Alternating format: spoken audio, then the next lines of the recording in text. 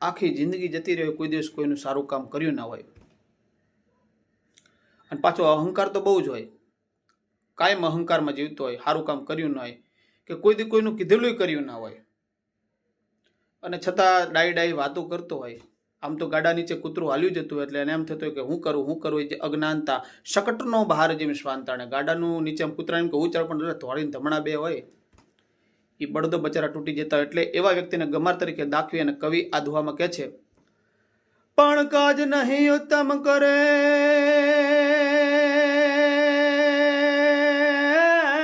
જોને કાજ નહીં ઉત્તમ કરે, આનયતિ રાખે અહંકાર, પણ કયો કરે નહીં કોઈનું, હરે રે જોને એ પણ એક